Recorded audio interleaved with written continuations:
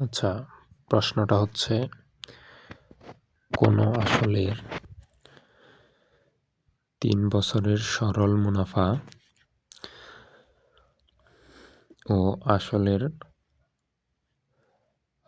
অনুপাত 3:10 হলে মুনাফা হার কত? এটা আমরা এখন সলভ করব। তো সমাধান, ধরি মুনাফা, এটাকে আমরা আই দিয়ে প্রকাশ করি, আই ইকুয়ালস 3 টাকা, এটা আমরা ধরে নিছি। এরপরে হচ্ছে আসল, এটাকে আমরা পি দিয়ে প্রকাশ করি, তো পি ইকুয়ালস 10 টাকা। তো এই দুটো প্রশ্নে দেওয়া ছিল, আর এখানে সময়টা মেনশন করা হয়নি, সময় এন ইকুয়ালস 3 বছর দেওয়া আছে।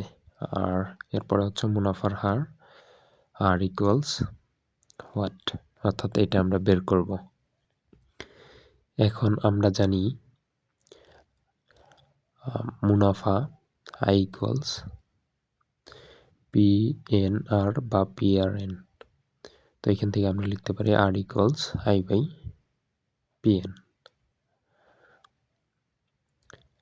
তো এখানে জাস্ট আমরা যদি ভ্যালুগুলো বসাই দিই, তাহলে হচ্ছে আই এর ভ্যালু 3 টাকা, পি এর ভ্যালু হচ্ছে 10 টাকা, আর এন ইকুয়ালস 3 দেওয়া আছে প্রশ্নে।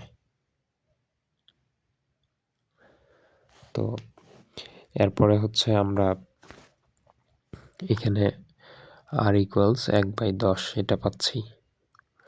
তো এটাকে আমরা এখন শতকরায় প্রকাশ করব। তো শতকরায় প্রকাশ করতে হলে আমাদের 100 দ্বারা গুণ দিতে হবে। তো 100 দ্বারা যদি গুণ করি, তাহলে হচ্ছে এখানে থাকে 10%, অর্থাৎ এখানে আর এর মান পাচ্ছি আমরা 10%। তাহলে উত্তর মুনাফার হার 10%।